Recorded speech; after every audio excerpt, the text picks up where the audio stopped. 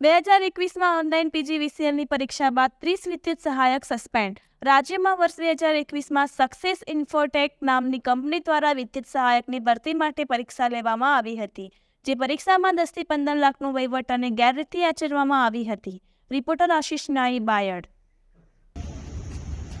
ઉર્જા વિભાગ ભરતીમાં આજથી 2 વર્ષ પહેલા અમે આ જ જગ્યાએથી પ્રેસ કોન્ફરન્સ કરી હતી, જેમાં 4 જાન્યુઆરી 2022ના દિવસે જ્યારે જેટકોની પરીક્ષા ચાલુ હતી એ દરમિયાન 12 વાગ્યાનો સમય હતો, 11:30 વાગે અમે જાણ કરી હતી કે આની અંદર ઓનલાઈન સિસ્ટમેટિક સ્કેમ થાય છે. તેના તમામ પ્રકારના આધાર પુરાવા પણ અમે સરકારશ્રીને અને પોલીસ તંત્રને આપ્યા હતા.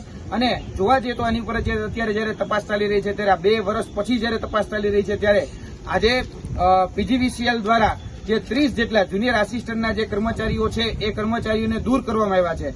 આ જે જુનિયર આસિસ્ટન્ટ તરીકે જે નોકરી કરી રહ્યા હતા અને આ જે સ્કેમ, આ જે નેક્સેસ, આ જે કૌભાંડ જે ચાલી રહ્યું હતું, આ જે સિસ્ટમેટિક સ્કેમ ચાલી રહ્યું હતું, તેમાં હજી સુધી જે વચેટિયાઓ છે એને હજી ખુલ્લો દોર મળી રહ્યો છે. ઘણા એવા લોકો છે કે જેને હજી છાવરવામાં આવી રહ્યા છે, કેમ કે હજી જે મુખ્ય સૂત્રધાર છે, મુખ્ય સૂત્રધાર પકડાના નથી. અને આજથી 2 વર્ષ પહેલા આ જે ભરતી છે એ જ ભરતીની માંગ અમે આદરણીય ભૂપેન્દ્ર પટેલ પાસે અને ગૃહ રાજ્યમંત્રી પાસે સીબીઆઈ તપાસની માંગણી કરી હતી, પરંતુ હજી સુધી એમાં સીબીઆઈ તપાસની માંગણી જે છે એ મારી ગ્રાહ્ય રાખવામાં નથી આવી. અને આ જે એટલે કે ઉર્જા વિભાગની જે ભરતી છે એમાં જો મોડસ ઓપરેન્ડી જોવા જઈએ તો એમાં મોડસ ઓપરેન્ડી એવી છે કે ફક્ત વિદ્યાર્થીએ કોમ્પ્યુટરની સ્ક્રીન સામે બેઠું રહેવાનું અને તેના તમામ જે પ્રશ્નોના જવાબ છે એ પ્રશ્નોના જવાબ એ બીજા રાજ્યમાંથી આખા જવાબ જે છે ફિલ થઈ જતા હતા. અને આમાં જે તે એજન્સીને જે કામ સોંપવામાં આવેલું હતું એ એજન્સી જવાબદાર છે અને એ એજન્સી વિરુદ્ધ પણ ફરિયાદ થવી જોઈએ. અને તેની સાથે સાથે જે આ વિદ્યાર્થીઓ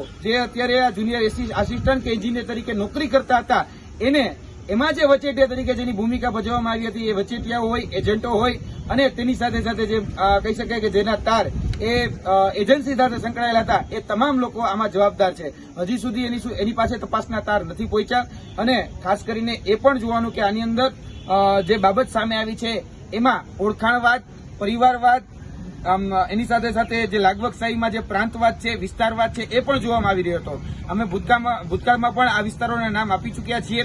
ખાસ કરીને જો વિસ્તાર જોવા જઈએ તો સાબરકાંઠાનો પ્રાંતિજ છે, એની સાથે સાથે અરવલ્લી જે છે એની મોડાસા છે, ધનસુરા છે અને એની સાથે સાથે જે કહી શકાય મહીસાગર છે, તો વીરપુર છે, કોઈડમ છે, થર્મલ છે અને અમારા સૌરાષ્ટ્ર વિશ્વની જો વાત કરવામાં આવે તો જુનાગઢ છે, કેશોદ છે, જ્યાંથી આ પ્રકારના જે એજન્ટો એક્ટિવ હતા અને એ એજન્ટોના માધ્યમથી આ જે તે વિદ્યાર્થીઓ પાસેથી 10 લાખ, 15 લાખ, 16 લાખ, અમુક વિદ્યાર્થીઓ પાસેથી 22 લાખ રૂપિયા દઈ અને આ નોકરી ઉપર લાગેલા હતા. આજે જયારે ક્રાઇમ બ્રાન્ચ તપાસ કરી રહી છે ત્યારે તપાસમાં એક કબૂલાત પણ થઈ રહી છે વિદ્યાર્થીઓ દ્વારા કે અમને આ ભરતીની અંદર છેતરવામાં આવ્યા હતા, અમારી પાસેથી પૈસા લેવામાં આવ્યા હતા અને અમને આ કહી શકાય કે આ પીજીવીસીએલ, યુજીવીસીએલ કે ડીજીવીસીએલ નોકરી આપવામાં આવેલી હતી. તો હવે જે મુખ્ય કામ જે સુરત ક્રાઇમ બ્રાન્ચનું છે અને જે સરકારનું છે એમાં અમે વિનંતી કરીએ છીએ આ માધ્યમથી, આ પ્રેસ કોન્ફરન્સના માધ્યમથી અમારી એટલી જ વિનંતી છે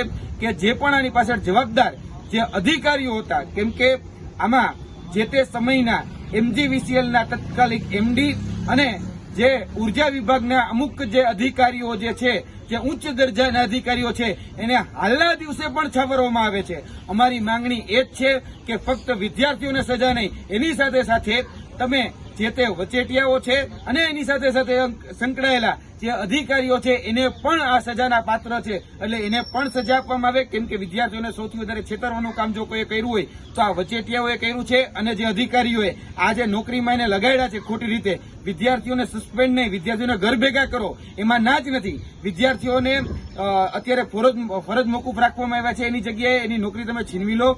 પરંતુ જે આને લગાડનાર છે એને ખાસ કરીને આ મૂળિયાને તોડવા એ ખૂબ જરૂરી છે.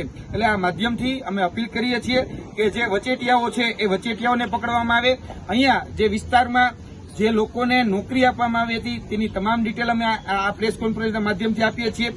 અને અમે ભૂતકાળમાં પણ આ જ બાબતે કહી શકાય કે 4 જાન્યુઆરી 2022ના દિવસે પણ પ્રેસ કોન્ફરન્સ કરી હતી.